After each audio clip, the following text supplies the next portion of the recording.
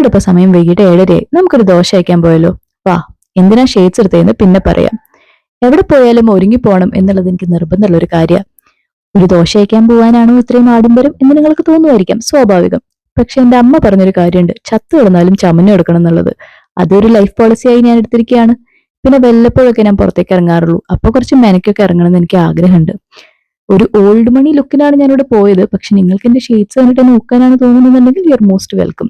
Natural ഐറ്റങ്ങൾ അന്ന് കാണാൻ നല്ല ഭംഗിയുണ്ടെന്ന് എനിക്ക് തന്നെ തോന്നിയിട്ട് ഞാൻ കുറച്ച് വീഡിയോസും ഫോട്ടോസും ഒക്കെ എടുത്തായിരുന്നു. യെസ്, എന്നെ പൊക്കാൻ എനിക്ക് വേറെ ആരുടെ ആവശ്യം വരാറില്ല.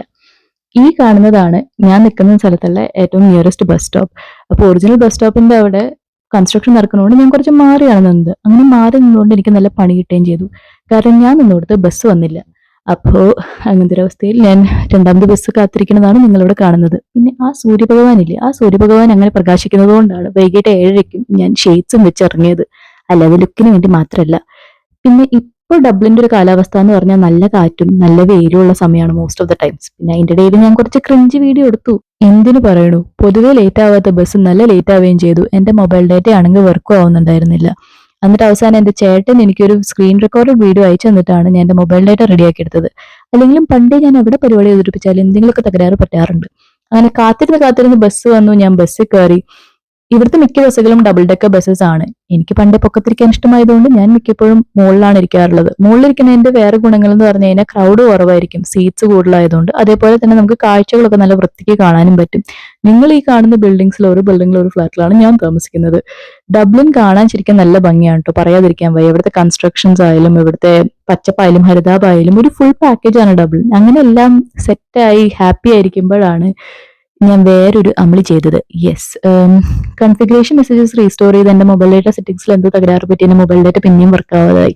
മൊബൈൽ ഡാറ്റ വർക്ക് ആവാതിരുന്നതിനുള്ള ടെൻഷൻ എന്ന് പറഞ്ഞാൽ ബസ് ടൈമിങ്സ് അറിയാൻ പറ്റില്ല. പിന്നെ ഞാൻ ഇങ്ങോട്ടാ പോണെന്ന് എനിക്കൊരു ഐഡിയ ഇല്ല. അപ്പോൾ ഗൂഗിൾ മാപ്സ് ഇല്ലാതെ ഐ ആം ലോസ്റ്റ്. ആ രണ്ട് ടെൻഷനിലാണ് ഞാൻ നടക്കണ്ടായിരുന്നത്. പിന്നെ ഇവിടെ തട്ടിപ്പും വെട്ടിപ്പൊക്കെ നടക്കുന്ന സ്ഥലവുമാണ് നമ്മുടെ ഡബ്ലിൻ സിറ്റി സെന്റർ എന്ന് പറഞ്ഞു കഴിഞ്ഞാൽ. ഇതാണ് നമ്മുടെ ഡബ്ലിൻ സിറ്റി സെന്റർ. ഡബ്ലിൻ 1 ഇത് വരുന്നത്. ഞാൻ പാണിയൽ സ്ട്രീറ്റിലാണ് ഇറങ്ങിയത്. ഇന്നിവിടെ കുറെ പേര് റെഡ് ജേഴ്സി ഇട്ടിട്ട് നിൽക്കുന്നുണ്ടായിരുന്നു. ഇപ്പൊ ഫുട്ബോൾ ഫീവർ നടക്കുന്ന സമയമാണ്. അപ്പൊ അതിന്റെ വല്ല ഭാഗമായിരിക്കും. നമ്മളിപ്പോ നടന്നുകൊണ്ടിരിക്കുന്നത് ദോശ കഴിക്കാൻ പോകുന്ന സ്ഥലത്തേക്കാണ്. ഞാൻ പേടിച്ചാണ് നടക്കണത്. കാരണം മൊബൈൽ ആരെങ്കിലും തട്ടിക്കൊണ്ട് പോയാലോ എന്നുള്ള ടെൻഷനിലായിരുന്നു ഞാൻ. ഇവിടെ അങ്ങനെയൊക്കെ കുറെ നടക്കണത്. അങ്ങനെ ഞാൻ അവിടെ എത്തി സ്റ്റൈലായിട്ടുള്ള കയറിയപ്പോ അവര് പറയാണ്, ഇവിടെ ഒരാൾക്കിരുന്ന് കഴിക്കാനുള്ള സ്ഥലമില്ല, അതുകൊണ്ട് ടേക്ക് അവേ മതി എന്നുള്ളത്. ഞാൻ പറഞ്ഞു നോ, ഞാൻ ഇവിടെ വന്നിരിക്കുന്നത് ഇവിടുന്ന് ഫുഡ് കഴിക്കാനാണെങ്കിൽ ഞാൻ ഇവിടെ നിന്ന് ഫുഡ് കഴിച്ചിട്ടേ പോകുള്ളൂ. അങ്ങനെ ഒരു 10 മിനിറ്റ് വെയിറ്റ് ചെയ്ത് കഴിഞ്ഞിട്ട് അത് എന്നെ 2 പേർക്കുള്ള സ്ഥലത്ത് എന്നെ ഒറ്റയ്ക്ക് കയറ്റിയിരുത്തി. അങ്ങനെ ഞാൻ അങ്ങനെ ഇരുന്ന് അപ്പുറത്തുള്ളവരുടെയൊക്കെ സംസാരം ഇങ്ങനെ കേട്ടിരിക്കായിരുന്നു. അപ്പോഴാണ് മെനു കാർഡ് വന്നത്. മെനു കാർഡിൽ നോർത്ത് ഇന്ത്യൻ ഫുഡും സൗത്ത് ഇന്ത്യൻ ഫുഡും ഫലൂഡയും കൂൾ ഡ്രിങ്ക്സും മുംബൈ സ്ട്രീറ്റ് ഫുഡും ഒക്കെ ഉണ്ടായിരുന്നു. പക്ഷെ നമ്മളിവിടെ വന്നിരിക്കുന്നത് ദോശ കഴിക്കാനാണല്ലോ. അപ്പൊ ഞാൻ ഒരു ഗീ റോസ്റ്റും ഒരു മസാല ചായയും പറഞ്ഞു. സംഭവം ഞാൻ സോളോ ഡേറ്റിനാണ് വന്നതെങ്കിലും അപ്പുറത്തൊരാളില്ലാത്ത എന്റെ ഒരു വിഷമം എനിക്കുണ്ടായിരുന്നു. ഒരു ഫോം എനിക്ക് അടിക്കണ്ടായിരുന്നു. കാരണം ഞാൻ നോക്കുമ്പോൾ അപ്പുറത്തൊക്കെ ഫാമിലിയും ഫ്രണ്ട്സായിട്ടൊക്കെയാണ് ആൾക്കാർ വന്നിരിക്കുന്നത്. പിന്നെ ഫുഡ് എവിടെ എന്നുള്ള വിഷമത്തിലിരിക്കുമ്പോഴാണ് ഫുഡ് വന്നത്. ഫുഡ് വന്നപ്പോൾ ഞാൻ ഹാപ്പിയായി, എന്റെ വിഷമൊക്കെ മാറി. പിന്നെ നിങ്ങളോട് കാണുന്ന പോലെ ഗീ റോസ്റ്റ്, സാമ്പാർ, തേങ്ങാ ചമ്മന്തി, തക്കാളി ചമ്മന്തി ഇതൊക്കെ ആയിരുന്നുണ്ടായിരുന്നു. ആ കഞ്ചി കേട്ടോ നിങ്ങൾ, ആ കഞ്ചി കേൾക്കുമ്പോൾ എനിക്കുണ്ടായ ഫീൽ ഉണ്ടല്ലോ, ഉഫ്. പിന്നെ ദോശ ഞാൻ പൊതുവെ സാമ്പാർ കൂട്ടിയിട്ടാണ് ഏറ്റവും കൂടുതൽ കഴിക്കാറുള്ളത്. പക്ഷെ ഇവിടുത്തെ സാമ്പാറും നല്ല ടേസ്റ്റ് ഉണ്ടായിരുന്നു. തക്കാളി ചമ്മന്തിയും ഉഗ്രനായിരുന്നു. തേങ്ങാ ചമ്മന്തി കുഴപ്പമുണ്ടായിരുന്നില്ല കേട്ടോ, അതും അത്യാവശ്യം ടേസ്റ്റ് ഉണ്ടായിരുന്നു. പിന്നെ ഉള്ളൊരു കാര്യം, കൈകൊണ്ട് കഴിക്കണതിന്റെ സുഖം ഞാൻ ഇവിടെ വന്നിട്ടാണ് അറിഞ്ഞത്. കാരണം ഞാൻ നാട്ടില് ഫോക്കും നൈഫൊക്കെ വെച്ച് ഷോ ഓഫ് ചെയ്യണ ആളാണ്. പക്ഷെ ഇവിടെ വന്നിട്ടാണ് കൈകൊണ്ട് കഴിക്കാൻ വേണ്ടി ഞാൻ കൊതിച്ചത്. കാരണം പബ്ലിക് സ്പേസസിൽ അങ്ങനെ നമുക്ക് കംഫർട്ടബിൾ ആയിരുന്ന ജഡ്ജ്മെന്റൽ ഐസ് ഇല്ലാതെ ഫുഡ് ആസ്വദിച്ച് കഴിക്കാൻ പറ്റുന്നത് വളരെ കുറച്ച് സാഹചര്യങ്ങളിലാണ്. അതിലൊരു സാഹചര്യമാണ് നമ്മൾ ഇന്ത്യൻ റെസ്റ്റോറൻറ്റിൽ പോയിട്ട് ഫുഡ് കഴിക്കുന്നത്. അങ്ങനെ പറഞ്ഞിരിക്കുമ്പോഴാണ് നമ്മുടെ മസാല ചായ വന്നത്. മസാല ചായ കുടിക്കാൻ ഞാൻ ഭയങ്കര എക്സൈറ്റഡ് ആയിരുന്നു.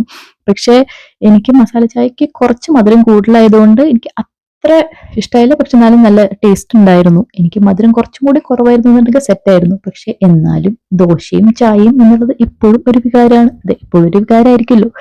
അപ്പൊ അത് നല്ല കോമ്പിനേഷൻ ആയിരുന്നു. അങ്ങനെ ഫുഡൊക്കെ കഴിച്ച് വയറൊക്കെ സെറ്റാക്കി ഇരിക്കുകയായിരുന്നു. ഞാൻ ഭയങ്കര ഹാപ്പി ആയിരുന്നു. പിന്നെ ഞാനൊരു ആലു പൊറോട്ടയും പാർസലാക്കി നാളേക്ക് ബ്രേക്ക്ഫാസ്റ്റിന് കഴിക്കാൻ. അങ്ങനെ തിരിച്ചു പോവാൻ വേണ്ടി നിൽക്കുകയാണ്. ഇതാണ് ഞാൻ ഫുഡ് കഴിച്ച സ്ഥലം, ഇന്ത്യൻ ടിഫിൻസ്.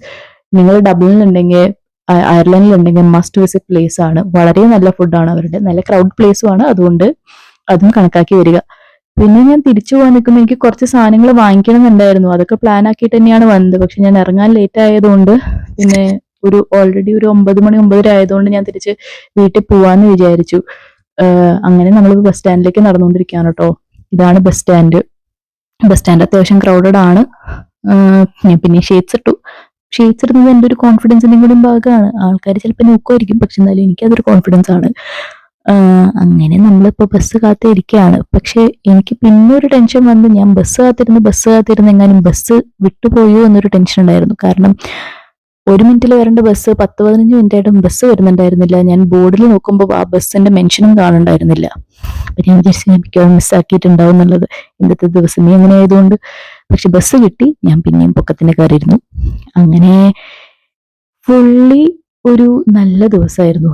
ഞാൻ UK-യിലായിരുന്നപ്പോഴും ഇങ്ങനെ സോളോ ഡേറ്റ്സിനൊന്നും പോയിട്ടില്ല. ഞാൻ അങ്ങനെ സോളോ ഡേറ്റ്സിന് പോകുന്നത് വളരെ കുറവാണ്. പക്ഷെ ഇവിടെ വന്നപ്പോൾ ഞാൻ പ്രോമിസ് ചെയ്തിരുന്ന ഒരു കാര്യമായിരുന്നു, that I will treat myself എന്നുള്ളത്. And I fell really happy about it. No regrets.